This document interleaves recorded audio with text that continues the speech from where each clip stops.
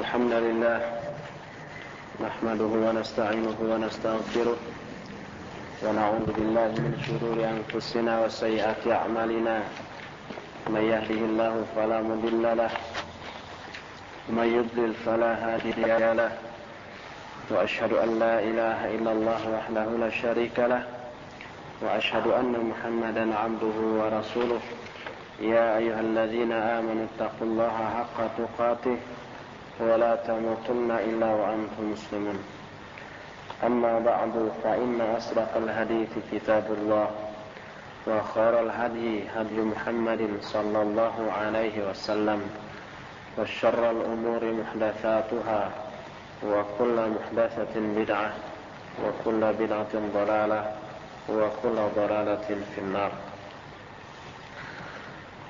Pada ahad yang lalu kita sudah selesai membahas hadis ke-65 dari kitab Riyadhus Shalihin ini, atau hadis yang ke-6 di dalam bab muraqabah ini.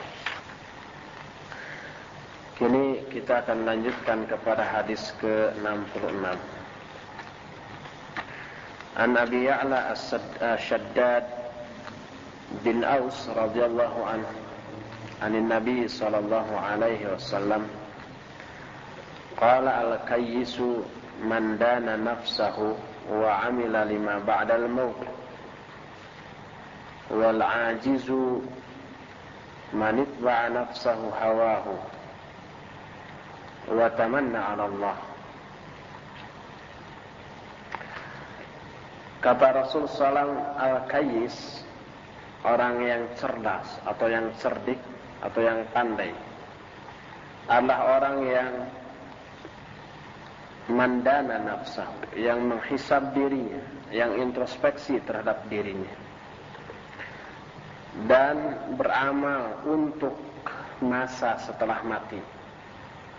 Sedangkan orang yang lemah adalah orang yang mengikutkan jiwanya terhadap hawa nafsunya, kemudian dia berangan-angan kepada Allah. Hadis ini riwayat At-Tirmidzi. Lalu kata At-Tirmidzi, hadis ini hasan sahih. Berkata At-Tirmidzi dan ulama-ulama yang lain bahwa arti mandana nafsahu hasabaha. Jadi al-kayyis adalah orang yang menghisab-hisab dirinya. Hadis ini sebenarnya dhaif, dikeluarkan oleh Imam At-Tirmidzi, Ibnu Majah, Ahmad, Al-Hakim dan yang lain-lainnya. Kata Al-Hakim, sahihun ala syartul Bukhari. Hadis ini sahih berdasarkan syarat Bukhari. Lalu Az-Zahabi mengomentari perkataan Al-Hakim dengan perkataan la wallahi Abu Bakar wahid. Tidak, maksudnya tidak sahih, demi Allah, sebab Abu Bakar salah seorang rawi yang meriwayatkan hadis ini, nama lengkapnya Abu Bakar bin Abi Maryam, dia ini lemah. Qultu, kata Syekh Salim Al-Hilali, madarul hadithi alaih fal isnadu dha'ifun jiddan. Jadi hadis ini bertumpu kepada Abu Bakar bin Maryam, dan dia ini lemah, maka sanad hadis ini sangat lemah sekali. Hadis ini punya syahid, punya penguat dari Anas yang dikeluarkan Al-Baihaqi dalam Syu'abil Iman, tapi Al-Baihaqi berkata Aun bin Imarah dhaif. Salah seorang rawinya yang bernama Aun bin Imarah juga dhaif. Jadi kesimpulannya hadis ini dhaif. Adapun beberapa mufradat yang perlu dibahas. Pertama, al-kayyis artinya al-aqil al-jazim, orang yang berakal, yang berpendirian. Al-ajiz adalah al-dhaif at-tariku lima yajibu fi'luhu. Al-ajiz itu orang yang lemah, yang meninggalkan kewajiban-kewajibannya atau hal-hal yang wajib dijalankan, dilakukan. Dari hadis ini Syekh Salim Al-Hilali mengambil 4 atau 5 faidah. Pertama, wujubul akhdhi bil hazmi ma'an nafsi wa muhasabatiha. Yang pertama adalah wajibnya bersikap tegas atau apa? Yakin, pede gitulah, percaya diri, dan wajibnya juga introspeksi. Kedua, al-isti'dadu lima ba'dal maut bil amali shalih. Juga mempersiapkan diri untuk menghadapi hari setelah kematian dengan mengerjakan amal-amal saleh. Ketiga, dari hadis ini pun kita tahu man sara khalfa syahwati nafsihi dhalla wa adalla. Siapa yang berjalan di belakang syahwat dirinya, maka dia sesat dan menyesatkan. Keempat, idza 'asha al-'abdu 'ala ar-raha duna al-khauf aw 'ala al-khauf duna ar-raha. Ini tidak tamat kalimat ini. Bila seorang hamba hidup di atas kebahagiaan tanpa ketakutan atau di atas ketakutan tanpa kebahagiaan. Ini mungkin nggak sempurna kalimat ini, ada yang tak tercetak atau salah cetak atau gimana. Gitu aja terjemahannya juga tidak selesai itu. Terakhir, waqad awradtu syai'an min fiqhi ala dha'fihi li'anna usul asy-syari'ah wa maqasidaha tashhadulah. Saya telah menuliskan beberapa poin dari pemahaman atau beberapa faidah dari hadis ini, sekalipun hadis ini dhaif. Kenapa?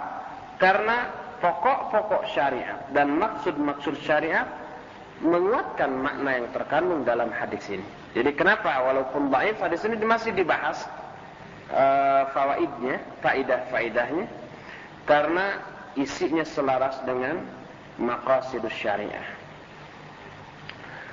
Itulah hadis ke-66. Adapun hadis ke-67, hadis kedua terakhir dari Abu Hurairah radhiyallahu anhu. Rasul alaihi salatu wasallam bersabda, "Min husni islamil mar'i tarkuhu ma la ya'ni." Haditsun hasanun rawahu Tirmidzi wa ghairuhu. Kata Rasul sallam, di antara kebagusan Islam seseorang adalah dia meninggalkan apa-apa yang tidak ada artinya. Hadis ini termasuk hadis hasan li dzatihi dan sahih li ghairihi. Dikeluarkan oleh Imam At-Tirmidzi, Ibnu Majah dari jalan Al-Auza'i, dari Qurrah bin Abdurrahman dan yang lain-lainnya. Lalu kata Syekh Salim Al-Hilali, hadza isnadun hasanun rijaluhu thiqat ghayra Qurrah bin Haywil fa innahu sadduq lahu manakir.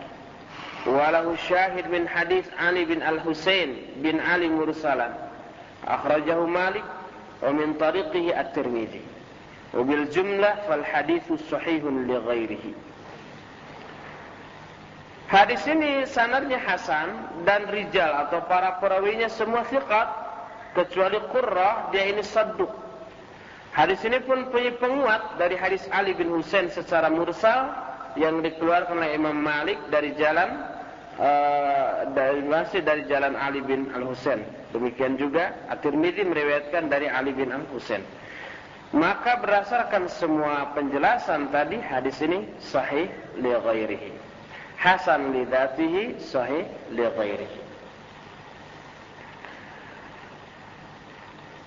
Tentang bab ini ada hadis lain dari sekelompok sahabat lain, di antara Abu Bakar, Umar, Ali bin Abi Thalib, Zaid bin Thabit, Harith bin Hisham radhiyallahu anhum ajma'in. Kata Syekh Salim Al-Hilal, wa hadzal haditsu aslun 'azimun min usulil adab, kama nassa 'ala dzalika Ibnu Shalah wa Ibnu Rajab wa ghairuhum. Hadis ini merupakan pokok yang agung di antara pokok-pokok adab, sebagaimana hal ini dijelaskan oleh Ibnu Shalah dan Ibnu Rajab serta yang lainnya. min husni islamil mar'i artinya min alamati kamalihi wa istiqamatih. Jadi makna hadis di antara kebaikan Islam seorang maksudnya di antara tanda-tanda kesempurnaan dan keistiqamahan seseorang. Tarkuhu ma la ya'ni artinya ma la yahtajuhu wa la dhurura ilaihi bi hukmi syar'i la bi hukmil hawa wa talabi nafs. Yang tidak ada artinya itu artinya yang tidak dibutuhkan dan tidak dipentingkan menurut syar'i, bukan menurut hawa nafsunya. Umpamanya ngaji ini tidak penting, tidak penting menurut hawa nafsunya, bukan itu, tapi menurut syar'i. Ngaji penting nggak menurut syar'i? Penting, walaupun menurut hawa nafsu tidak penting. Jadi meninggalkan apa-apa yang tidak ada artinya. Maksud tidak ada arti adalah tidak ada arti menurut pandangan syariat, bukan menurut pandangan hawa nafsunya. Kalau menurut hawa nafsunya ya yang baik-baik nanti tidak penting, yang jelek-jelek nanti penting. Oh, ke diskotik itu penting untuk menghibur diri, maka ke sana. Nah, ini bukan begitu maksudnya. Dari hadis ini bisa diambil faidah pertama, bukan pertama, ini satu-satunya. Alal insan ay yastaghilla bima fihi salahuhu ma'ashan wa ma'adan wa yu'ridu amma 'ada dhalik bima la yahtajuhu wa la yantafi'u bihi bal huma yadurruhu wa la yu'dhihi wa alla yatataffal bisyu'uni ghairihi fa inna dhalika min kamalil istiqamah. Wajiblah bagi setiap orang untuk menyibukkan diri dengan amalan-amalan yang di dalamnya ada kemaslahatan baik untuk kehidupan dunia dia ataupun keakhiratan dia. Dan berpaling dari selain itu yang tidak dibutuhkan dan tidak bermanfaat, bahkan mencelakakan dan membahayakan. Dan hendaklah dia tidak bermain-main dengan urusan yang lainnya, karena perbuatan atau karakter seperti itu termasuk kesempurnaan istiqamah. Itulah penjelasan hadis yang ke-67. Terakhir, ke-68 dalam bab muraqabah ini, hadisnya dhaif. Dan dhaifnya itu jiddan, sangat dhaif. Karena dhaifnya tidak bisa dijadikan hujjah sehingga Syekh Salim Al-Hilali tidak merasa perlu untuk membahasnya.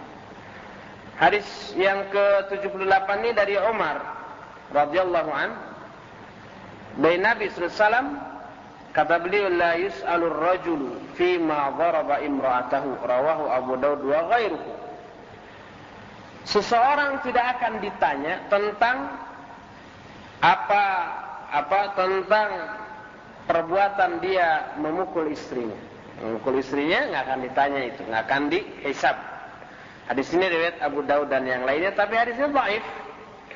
Kedhaifannya dijelaskan bahwa di dalam sanadnya ada rawi namanya Abdurrahman Al-Musli, disebut la yu'rafu, dia tidak dikenal, sebagaimana dijelaskan Imam Adz-Dzahabi dalam kitab Al-Mizan.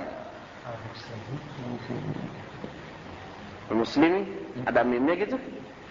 Iya, sokot. Al-Muslimi.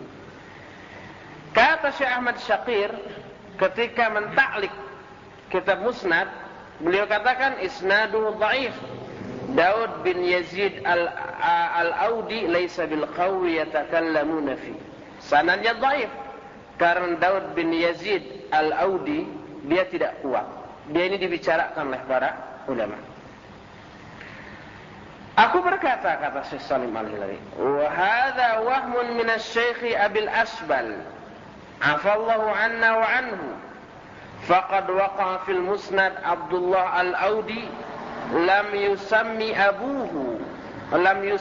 abuhu, faltabasa alaihi bi Daud bin Yazid Al-Audi ammu Abdullah bin Idris fa innahu dhaif, amma rawi hadzal hadis fasaqqahu. Ini perkataan Syekh Ahmad Syakir yang menyatakan Daud bin Yazid al-Audi ini tidak kuat, ini merupakan wujud waham atau keraguan-raguan yang dinukil dari Syekh Abul Asbal. Maksudnya Syekh Abu Asbal Az-Zuhairi yang mentahqiq kitab Jami'u Bayanil Ilmi wa Fadli Imam Ibn Abil Bar. Dia telah menerangkan Abdullah al-Audi yang tidak disebut bapaknya siapa, lalu dia iltibas atau tertukar dengan nama Daud bin Yazid al-Audi. Padahal dua nama itu berbeda, Abdullah al-Audi dan Daud bin Yazid al-Audi. Daud bin Yazid al-Audi ini pamannya Abdullah bin Idris, dia ini dhaif. Kalau Daud bin Yazid al-Audi, tapi Abdullah al-Audi ini disiqatkan. Tapi di sini dhaif sehingga tidak bisa dijadikan hujjah. Jadi begitu. Selesailah pembahasan tentang bab al-muraqabah yang di dalamnya terkandung 9 buah hadis. Dengan selesainya bab muraqabah ini berarti kita sudah menyelesaikan 5 bab dari kitab Riyadhus Shalihin ini. Bab pertama ikhlas. Bab kedua apa? Sabar. Taubat. Ketiga sabar. Keempat sidq. Kelima muraqabah.